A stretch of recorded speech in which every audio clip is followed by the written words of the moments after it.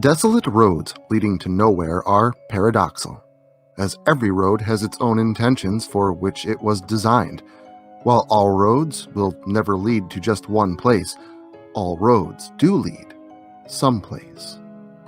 And if the hands of time see fit to reclaim the land and its pathways, destinations, and intentions are doomed to the languish of seasons, ages, and eras. But sometimes, a road or destination makes such a profound mark on its surroundings that its impact resonates with the community that has come accustomed to its presence. In these cases, time and weather have no effect, as people, living beings of perception, carry it with them, passing its memories down to kin, so that these conjurings may live on, short of all but immortality. Most of us are liable to pass by these things every single day without knowing it, but the fact remains that some remain who remember. I was riding into town my first time I saw it. My father took up a new job outside of Richmondville, New York, as a professor at the local agricultural college in Cobleskill, a short 10-minute commute from Richmondville. My head was turned, locked onto the window, and the fleeting images beyond, distant in ponderings regarding my upcoming new social environment. What were the kids going to be like? Would I make new friends? Thoughts seemed to rush through my mind as fast as the scenery outside of the car. Nothing but pine forest as far as the eye could see, and given how thick with flora the woods of the area was, one could not see very far. But despite the speed, the density of the forest, or the faded nature of its presentation, I saw it for the very first time anyway. See you soon? What the hell was that supposed to mean? A large, old wooden sign whose lettering had become chipped, cracked, and worn sat out of place in the forest, just within distance enough to be able to discern it within the woods surrounding it. See you soon.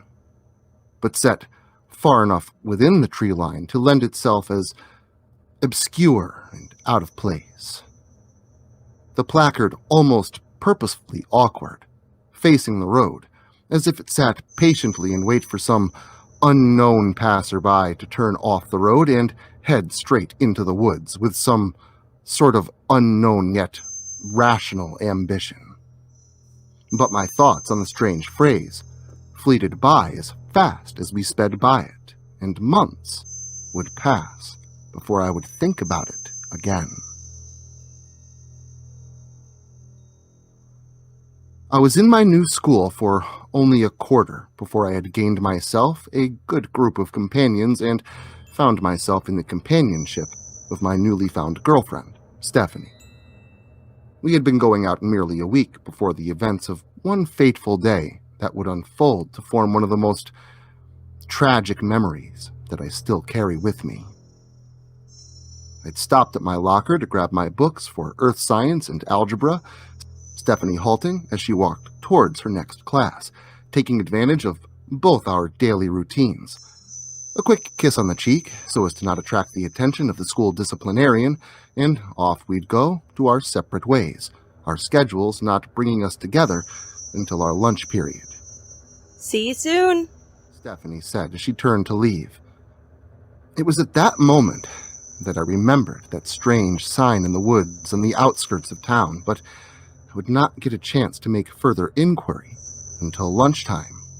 Hey, how's your day going? Stephanie asked me as I sat down beside her, tray full of compartmentalized slop in hand. Not bad. Hey, I've been meaning to ask you something. I prepared her. Ask me what? Outside of town, headed out on Route 7 on the right-hand side of the road, there's this sign. It's in the woods a ways, and it says, See you soon. Stephanie interjected. Yeah, that. What the hell is that for? I asked, the awkward and unsettling fixture rising to conscious thought. That's part of an old local legend about Ambivalence Grove. You probably haven't heard it yet, have you? She inquired. The rest of the table squabbling over petty adolescent issues, oblivious to our hushed and private conversation. No, not yet. There's a local legend about this place? You mean like Slender Man or Bigfoot or something? I enthusiastically prodded, excitement washing over me at the thought of immersion within my very own hometown myth. I've never seen anything but that old sign corroborate the truth of it all. But that sign has been out in those woods for as long as I can remember. Some of the older people in town, my dad included, tell a story of an old forgotten place up on the hill, through the woods past that sign. A quarry town by the name of Ambivalence Grove, its landmark sign long since deteriorated, leaving only the sentimental statement between there and the township's billboard to remain standing till this day. The one that says, "See you soon." She continued, and I listened intently. Now, if you herd through these woods and head up that hill, all you'll find is the remnants of old foundations and overgrown trails, formerly dirt roads. He paused. Okay, so why is this place considered legendary or whatever? I implored her. Because no one knows what happened there. The story goes that the town seemed normal enough, its residents pleasant to talk to and scenery mundane, but there were claims of heinous acts, unspeakable deeds performed by its citizens behind closed doors and beyond the sight of outsiders. No one ever discovered anything concrete or damning, so rumors remained speculation. Until one day, everyone in Ambivalence just vanished. Tales passed down recall freshly made pies and cups of tea left to sit upon tables and counters. The tracks of animals behind fences, but no livestock to be found anywhere. It was as if the entire town just got together and suddenly left in the night, leaving everything where it lay. Some say the citizens began reporting sightings of strange shadow man hanging around outside their homes in the middle of the night, standing still as a statue and looking upon their houses with unknown intent. They claimed he would only come at night, never speaking a word, then be gone by morning. No one ever saw the figure do anything malicious. No one experienced anything malevolent, but the sight of this man gave all who looked upon him a great sense of unease. Again, outsiders fortunate enough to hear of these occurrences unfolding in Ambivalence considered them to be nothing more than the constraints of an over-imaginative mind, or the products of their supposed secretive misdeeds. In either case, this hearsay went unattended. But after the town's members disappeared, people in the area claim to have had sightings of the Shadow Man, who has been since disappeared. People in the area claim. But after the town's members disappeared, people in the area claim to have had sightings of the Shadow Man, who has been since aptly named Mr. Midnight, the Midnight Man of Ambivalence Grove. Ask anybody in school. Everyone knows that if you go out to that old sign, under the light of a blue moon, that the Midnight Man will appear to you and lead you through the woods and up the hill to Ambivalence Grove.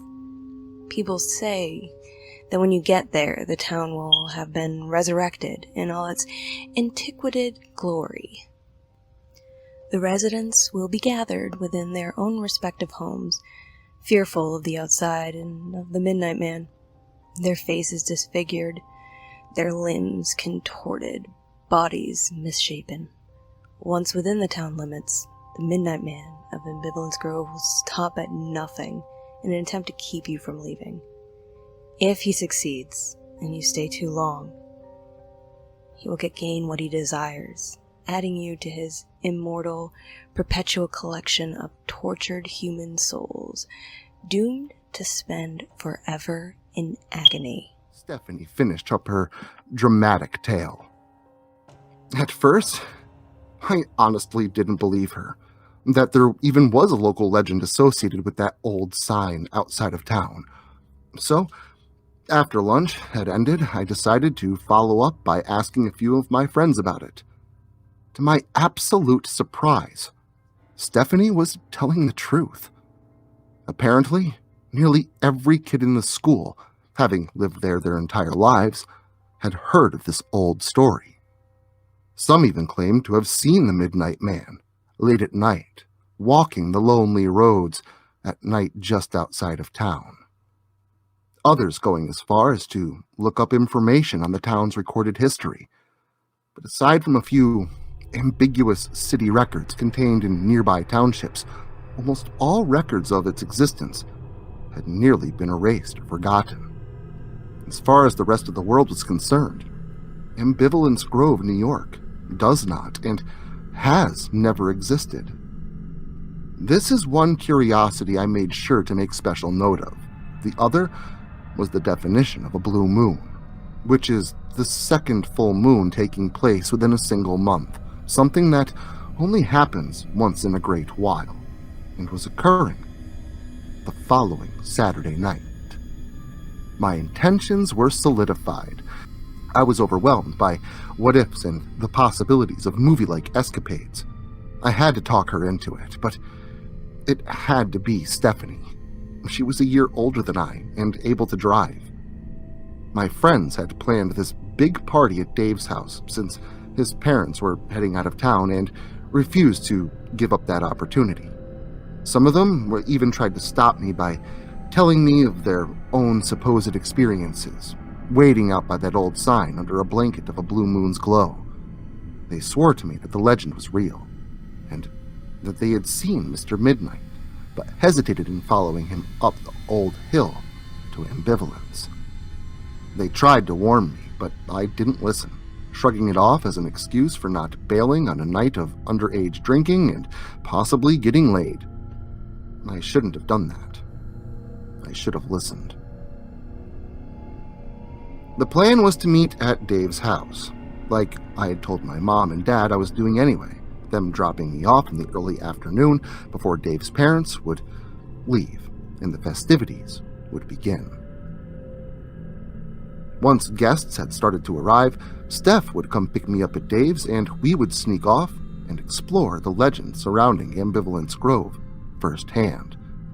Even though she had formally agreed, she had her hesitations upon making her arrival to the party.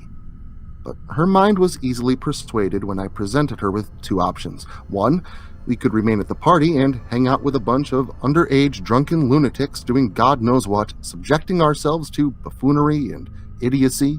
Or two, we could head out and avoid the foolishness by investigating something I deemed harmless and feebly conceived.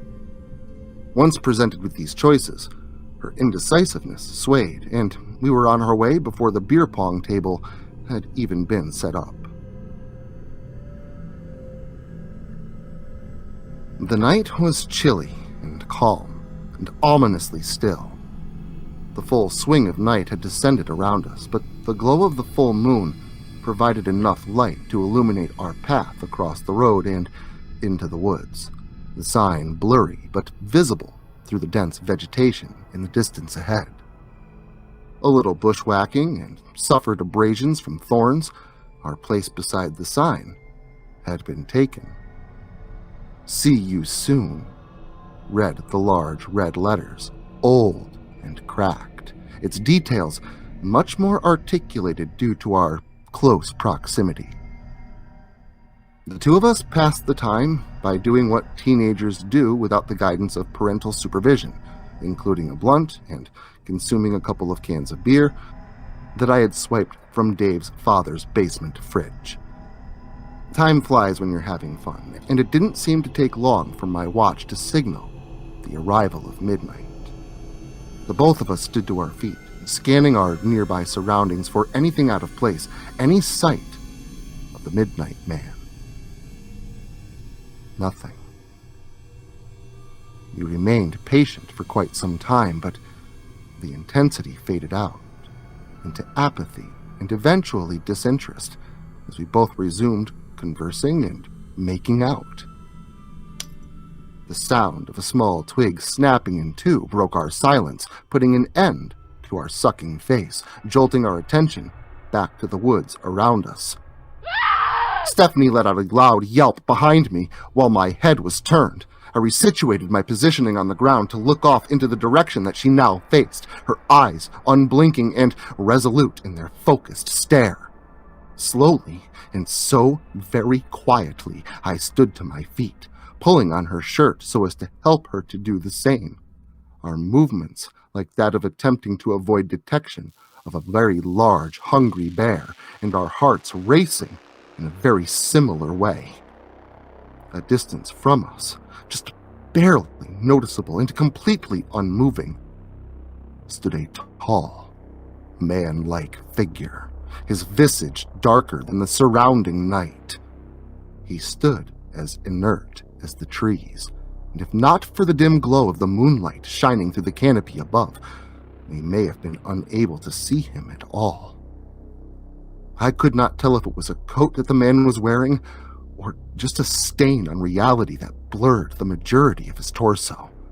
The outline of a wide brim encircled the circumference of the rounded black mass that formed at the top of his head.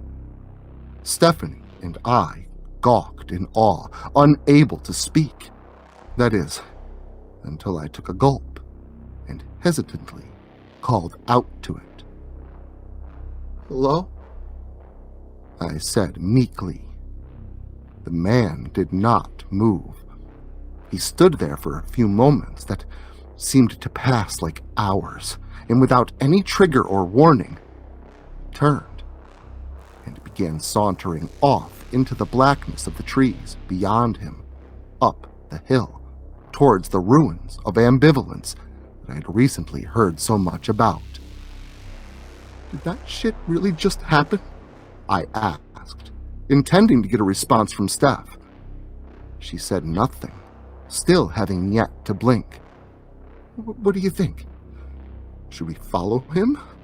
I prodded again. Are you fucking kidding me? Finally spoke up. No way I'm going up there. I didn't think any of this was real. You saw what just happened. Who knows what will happen if we go up there? I did realize that she was probably right, so shaken up pretty bad, the two of us started to head back for the car. Out of the woods, across the street and to the vehicle, only to be stopped by shock and dismay. "See you soon." That ominous message on the sign had been scratched down the side of Stephanie's car. "Steph, your car," I said in a slight whisper. Let's just get the fuck out of here. I've had enough for one night. Stephanie said with panic in her voice. We jumped inside and she started the car with haste, the engine turning over with ease. No sooner did the motor kick over and she placed the car into drive and peeled away, speeding down the road in a desperate attempt to leave that unsettling happening behind us. Sure, we got back to town and to where we were going without issue, but all the time, I could not shake the unnerving feeling of being watched. Stephanie wasn't too keen on being left by herself to deal with things alone, but it wasn't possible for her to spend the night without serious trouble, and I had resigned myself to sleeping at Dave's house, or I may have been found out as well. The two of us embraced each other for a good night before I exited the car and Stephanie pulled from Dave's parents' driveway. Sneaking into Dave's house was really easy, as he had shown me where the key was during one of the first times that I had gone over to visit him. The house was destroyed, and if the remaining members hadn't drunk so much alcohol, the clatter of empty beer cans that I was tripping over would have surely roused them from slumber. Quietly, I made my way over to the empty love seat in the living room, one of my friends snoring from somewhere unseen in the dark, and laid down for the evening, trying to forget what I had experienced, yet reveling in the fact that I had made it back, able to account what had happened. My cell phone beeped in my pocket. Now, my phone makes different noises depending on the action. Specialized ringtone of the Star Wars theme, a certain sound effect for text messages, etc. So Depending on the noise, I know what to expect when I pull it from my pocket. It was a text message, and the text was from Stephanie. I think he's here. Who's there? I replied. The Midnight Man. I think I saw him outside my bedroom window. Lock your doors. Are your parents home? Yes, but it's okay. I think he's gone now. Are you sure? Yes, I don't see him anymore. Probably a trick of the eyes. I'm really tired. Then get some sleep. Planning on it. Have to think of what to tell my parents about my car. Tell them I did it. They likely will blame me anyway. LOL. You're probably right. Going to get some sleep. Text you in the morning. Night-night. Night-night. Once I knew she was behind the safety of her parents' doors at home, sleep found me swiftly. When I first awoke, I noticed nothing out of place. Everyone still sleeping off from the previous night of debauchery. I made my way to the bathroom. As I relieved myself, something cold, almost wet, on my upper body. When I paid it further attention, I noticed it felt as though my shirt felt tacky and cold as it draped my torso. I looked down and found myself in disbelief, having to reaffirm what I was presented with by experiencing its texture through touch and visually identifying it in the mirror, as if needing a third opinion. Blood. My shirt was splotched with blood. When I lifted it to check for wounds, I found myself unable to grapple with the facts of reality, questioning existence, bargaining to truly wake up. I tried calling Steph immediately. No answer. I called over and over again. Finally, someone picked up. The man on the other end I assumed to be Stephanie's father. I asked him if I could speak to her, but when he asked me who was calling, I knew it was not her father on the other end. Once I asked who I was speaking with, the person identified themselves as a Detective Williamson. I don't know if he wanted to hear my reaction or simply felt I deserved to know. Honestly, I think it was the former, but what he told me next made me tremble in trepidation. Stephanie had gone missing, and it appeared as if there was a struggle. The detective asked if he could speak with me in person, and I agreed, knowing that if I didn't, I would have painted myself guilty. Agreeing on a time in which to meet, I hung up the line and ran over to the mirror, desperately trying to wash the bloody letters scribed across my naked chest. Something had broken in, lifted my shirt without my waking, and painted, "See you soon," on my chest in blood.